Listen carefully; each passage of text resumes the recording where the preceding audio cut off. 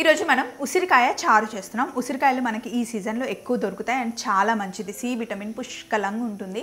అలా డైరెక్ట్గా తినమంటే మనం తినలేము, కొంచెం కొంచెం తింటాం. బట్ చారులో అయితే మంచి రుచి ఉంటుంది అండ్ హెల్త్కి కూడా చాలా మంచిది. ఉసిరికాయ చారు చేసుకోవడానికి ఫస్ట్ చేయాల్సింది ఏంటి అంటే, ఇక్కడ చూడండి, ఉసిరికాయల్ని నేను ఇడ్లీ పాత్రలో వేసి అట్లా స్టీమ్ చేసా. చక్కగా సాఫ్ట్గా అయిపోతాయి. స్టవ్ ఆఫ్ చేసేసి, దానికి టైం పడుతుందని ముందే నేను స్టీమ్ చేసేసాను అనమాట. ఇలా ఉసిరికాయలు సాఫ్ట్గా అయిపోవాలి. అండ్ ఉట్టి ఉసిరికాయలు వేస్తే ఆ టేస్ట్ రాదు.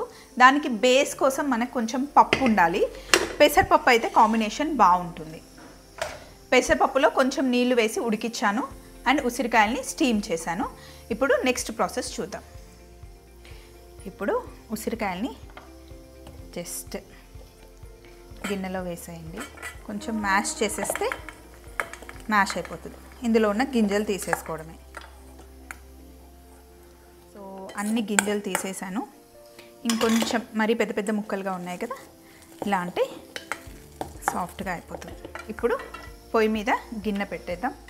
ఇందులో ఎక్కువ ఇంగ్రీడియంట్స్ నేను వేయట్లేదు. ధనియాలు, మెంతులు, ఎండుమిరపకాయలు అవి ఏం వేయట్లేదు. సింపుల్ ప్రాసెస్లో నేను చేస్తున్నాను. చూడండి, నూనె కాస్త వేడెక్కిన తర్వాత వెరీ సింపుల్ ఇంగ్రీడియంట్స్తో చేస్తున్నాం మనము. కాస్త ఆవాలు,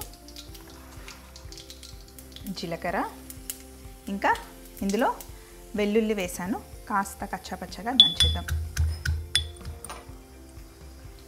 వెల్లుల్లి వేసాను.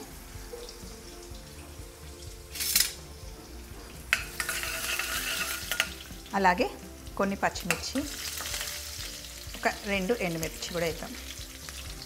అలాగే కరివేపాకు, కొంచెం పసుపు. ఇప్పుడు మనం స్టీమ్ చేసుకున్న ఉసిరికాయ గుజ్జు వేసేయండి.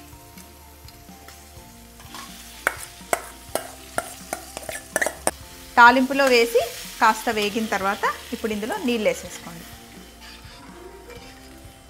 అలాగే ఉడికించుకున్న పెసరపప్పు మిశ్రమం కూడా వేసేసుకోండి. ఇంకా కొంచెం వాటర్ పడతాయి. ఇందులో కొంచెం జీలకర్ర పొడి ఉంటే వేసుకోండి, లేకపోతే లేదు, కానీ వేస్తే బాగుంటుంది. అలాగే కాస్త ధనియాల పొడి, ఉప్పు చారుకి సరిపడా వేసి ఇప్పుడు బాగా మరగనివ్వాలి. ఆల్మోస్ట్ ఒక 15 మినిట్స్ బాగా మరిగిన తర్వాత లాస్ట్లో ఏం చేయాలో చెప్తా. సో ఇలా చక్కగా మరగాలన్నమాట. మరిగిన తర్వాత స్టవ్ ఆఫ్ చేసేసి ఇంకా కొత్తిమీర యాడ్ చేస్తే చాలా బాగుంటుంది. అంతే, ఉసిరికాయ చారు రెడీ అయిపోయింది.